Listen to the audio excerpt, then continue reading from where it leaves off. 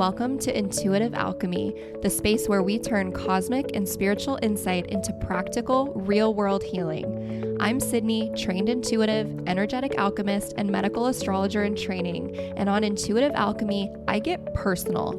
We don't do surface level here. We go deep. No fluff, just the energetic shifts, raw stories, and grounded practices that actually change your life and activate your personal power. Now let's get into it. Hello and welcome back to Intuitive Alchemy. I have a little story time for you guys today for this Alchemy Hit. And also I want to turn it into, I'm always observing the things that I'm doing and thinking and my patterns and everything, like just always kind of analyzing myself, I guess you could say, and then like fine tuning and everything. And so as I'm going through this experience that I'm going to talk to you about, I was like, wow, I really just alchemized a situation that at first, or like an opportunity, I guess you could say, that at first I was like an immediate no to. And then I just completely, with just my mind, got completely on board with it and was like excited about it. So I'm just going to go ahead and jump into it so it makes more sense to you. But just know the theme of this episode is romanticizing your life, even in like a little bit of chaos or inconvenience or things that you like at first are not excited about necessarily. And just like alchemizing those situations by romanticizing and kind of finding the good, finding like everything is perfect. There's good and bad to everything. And so that's what we're going to talk about today. So, okay, story time. Let's see, I'm recording this on Thursday, the day before I'm publishing. And so on, I guess it was Tuesday of this week, Corey, who is my partner, if you're new to the podcast, Corey is my partner, and he is a chef and a general manager of a popular restaurant. And we live in Phoenix. He manages their Scottsdale location, and it is less than a year old. And that's the whole reason we actually moved to Phoenix from Tulsa, Oklahoma, was so that he could open their new location in Scottsdale and run it. So that's what he's here doing. He's killing it. He's so good at his job. And like, I just know. I'm not there seeing him do it, but I just know. And so he gets a call on Tuesday from his boss, like the regional manager or whatever his title is. And he is like, hey, so the person that they hired, the manager that they hired to replace you in Tulsa, just quit with no notice. Like, just, she's not coming back. This is restaurant life for you. Like, if you don't know, oh my God, restaurant life can be so fucking chaotic. I worked as a server, or like a host at first and then a server for 6 years while I was in high school and college. And like, oh my God, it's a whole other beast. If you haven't done it, it's a whole thing. Anyway, so she bounced, she quit, and she's not coming back. And they already were a manager short in Tulsa because one of the guys was on paternity leave, I guess. And so they asked Corey if he would be willing to go basically like run, kind of get it back in good running condition and just kind of get it all back to where it needs to be for 2 months. And they of course acknowledged like that it wouldn't just be Corey, that I would go as well. And I'm so grateful that I have the ability to do that and just kind of pick up and work from wherever. Like that is such a luxury that I know not everyone has. And I'm so excited that I do have that. I haven't always had that. So, so, you know, they were like, we will pay for your travel, whether you fly or whether you drive, like we'll pay you this X amount of money for the trip there, and for the trip back, we'll pay for an Airbnb because it's a 2-day drive. We'll pay for an Airbnb for you to stop halfway.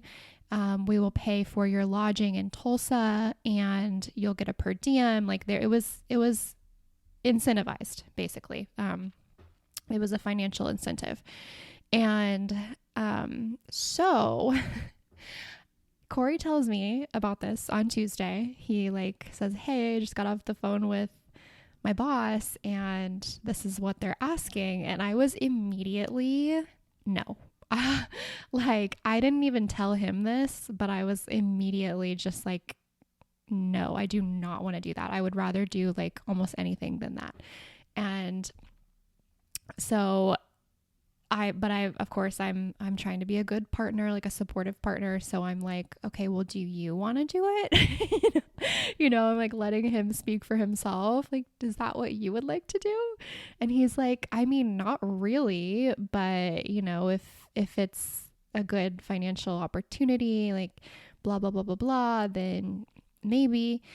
So he gets more details on the financial side of things. And, my parents actually own a townhouse in Tulsa, and they use it as like an Airbnb. And so I knew that we already like had a place that we could stay for like discounted, and then the company would just pay for that. And I knew that like it was it's a very, very nice place and it would be great for like us, and we have 2 big dogs. And, so I was like, okay, I know that we've already got like that set if we need it, because I already had called my dad and just like made sure that it was available for us. And it was. And so at that point I was just like, okay, well, I'm still not really like, it still feels like so much more of an inconvenience and a hassle than it's worth. But like, so I'm still a no, but I'm not telling Corey that. Like, I'm actually probably making it seem to him like I do want to do it.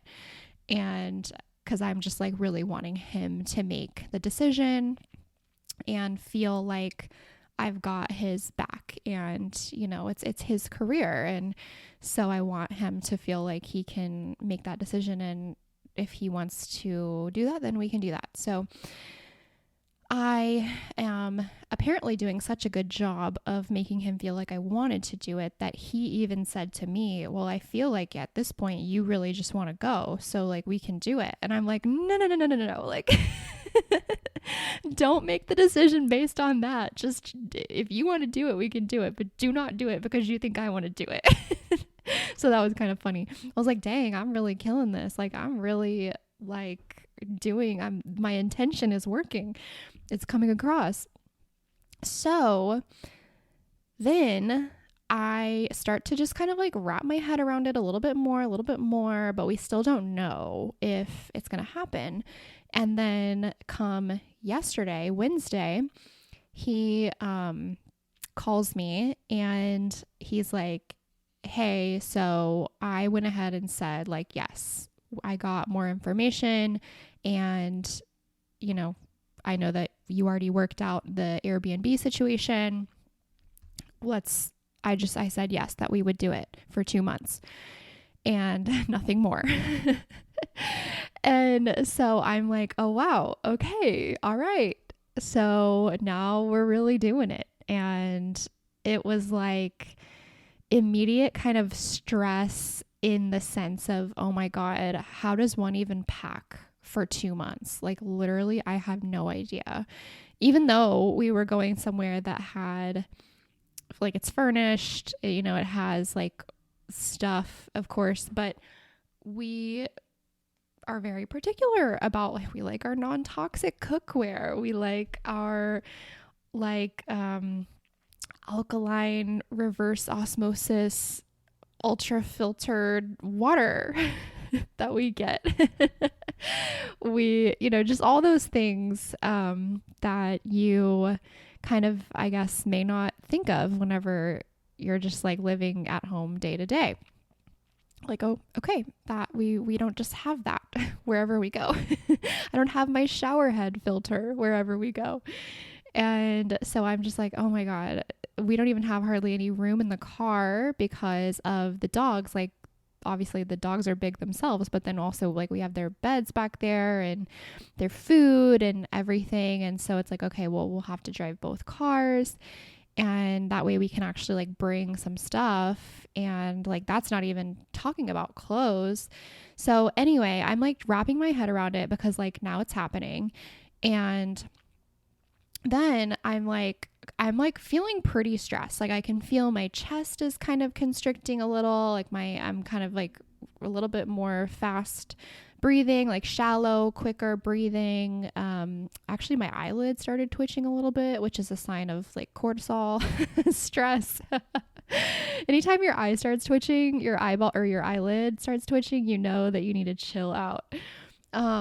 So I'm like, okay, let me just take a salt bath. I just got some Fluid soak, like Fluid bath soak. Fluid is the brand. And there I got one of the ones I got is like it has like a microdose of lithium in it. And I guess it's really good for like mood and stress relief and all of that, which was perfect because I'm also about to start my period. So like that's a whole other layer of this. So I take my bath and I'm like, okay, I'm feeling good. I'm feeling calm. And then I start to literally just flip the whole situation. And I'm like, no, this is so exciting. I love Tulsa. I don't necessarily like want to live there at this point, but I love Tulsa. I love that specific like midtown area that the townhouse is in, that the condo is in. And it's literally right across the street from like my favorite coffee shop that has everything, like tons and tons and tons of gluten-free baked goods. And like there's so many restaurants within walking distance that I love. Of course, not even to mention the people that I love, which there are a lot of them. I was like, oh my gosh, I'm going to get a massage from my massage therapist and my friend who I love and I haven't seen her in a while. And Corey and I can have dinner with like these other friends that he hasn't gotten to meet.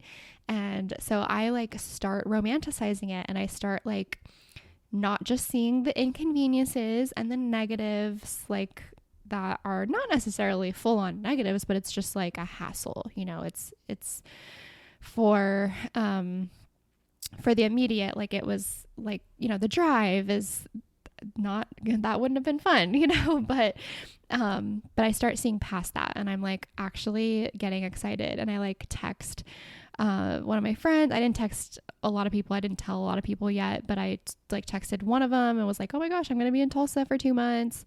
Like, let's hang out. And, so like at this point, and I'm like getting excited about like just having a new environment, like a new house to be in that is nice and like totally different style, different decor, different vibe. I'm like, ooh, inspiration, I can create content in like a different environment. And like I'll probably get more sunshine because it's not as hot in Tulsa as it is in Phoenix right now, and like vitamin D, like I'm like I start getting really really excited about it. And so I mean I'm still obviously like, okay, there's so much I need to do. We have like literally 2 days to get everything packed and ready and everything like that. So I'm like still it's a little chaotic just because of that. But at that point, like I'm actually like looking forward to it and I'm excited. And so then this morning, Thursday morning, on the day that I'm recording this, Corey comes in to my office and he's like, hey, and I'm already like, we're not going, are we? And he goes, no, I just got off the phone with my boss and everything was good. Everybody was on board. But then whenever it got to the CEO level, he was like, Scottsdale is our most important store. Like, why would I send my best manager to Tulsa? Why would I do that? We're not doing that. No. So we are not going. And I actually am bummed about that. And like, obviously I'm relieved on just because of not having to be driving for 2 days and all of that, just because that's not super fun. And it's really hard on one of our dogs. They're both like 13 and healthy, but one of them just like gets really stiff from the car. And so I was just kind of like dreading that for her. But other than just the relief of, okay, now I don't have so much pressure on things I need to get done over the next 2 days and everything, but also like bummed. And like, I was actually like, I just using my mind and my, like, I guess, intention and all of that, romanticizing the situation, alchemizing the situation, I got myself from immediately not wanting to go and being like, no, absolutely not, to hell yeah, let's go. And I'm excited. So I just wanted to like use that as an example of like how easy it really is whenever you find yourself in a situation or like you're presented with something that you're like, maybe at first you're like, that kind of sucks. Like, I wouldn't choose that. And I don't like that option or, you know, whatever the situation is that you're just kind of like, it really is that easy. And if you need to, I didn't need to do this because I typically am able to just do this like in my head. But if you're like more of a visual person, whip out a piece of paper, make yourself a little T-chart, a little pros and cons, and, or, you know, a good and bad, pros and cons, whatever you want to call it, positives and negatives. And I would argue that if you are typically already seeing something more negatively, then maybe you would like put more positives on there than negatives. Like if like not a 1-to-1, more of like a 1-to-2 ratio. And this is another topic for another episode, but another little hint, I guess, tip is because of the law of soul balance, universal law of soul balance, we also want to be balanced in whenever you're too overly excited about something, because you don't really want to you don't want to tip it too far to where you're like only seeing positives. You want to see both the good and the bad, and be a little bit more neutral. And like, to be honest with you, like maybe I did tip the scale too positive and then that's why it didn't work out. Maybe I got too excited about it, but like my mind was just too powerful that I just went from being not excited to like way too excited. Who knows? But anyway, so just let that maybe be a little bit of inspiration for whatever you might be going through or things you might be being presented with that you're like, oh, this kind of sucks. How can you romanticize it? How can you recognize the bad or the inconvenience or the hassle or the chaos? And you don't have to love that. Like, you absolutely get to acknowledge that and be like, no, that fucking sucks. But how can you also see the good? How can you also see how it might be serving you, or how it might be expanding you, or you might like, it might bring with it a whole thing that you don't even like, you're not even expecting. Maybe you meet someone, or maybe, you know, there's so many, a world of possibilities. Like the universe and God like works in mysterious ways. So always be kind of expecting good things and magic to happen, and typically that is what you will experience. So especially like for me too, so I'm a Cancer Sun, Sagittarius Moon. So what that means is I am both like the biggest homebody and also love adventure and love new places, new things, new experiences, like just exploring. So like, I think that also is telling of like why my initial reaction was like, no. I want to stay home. I want to stay in my routine and my regular environment. And then my Sagittarius moon was like, actually, a new place to be in, to find inspiration and to be in just a new energy. So I think that was just an interesting thing. Like, that's just the inner conflict that I feel on a regular basis between the Cancer and the Sagittarius, because really Cancer and Sagittarius are very much not alike. So I thought that was interesting. But okay, that's what I have for you. It's just like a little kind of informal story time. Hopefully this can help you see a situation in your life that you may not be super excited about a little bit differently, and just kind of bring some balance back to your perspective of that situation. So I will talk to you on Tuesday. I hope that you have an amazing weekend, and I'll talk to you soon. If this episode sparked something in you, share it with a friend who needs it. Take a screenshot, post it to your Instagram story, and tag me at Intuitively Sydney. That's SIDNEY.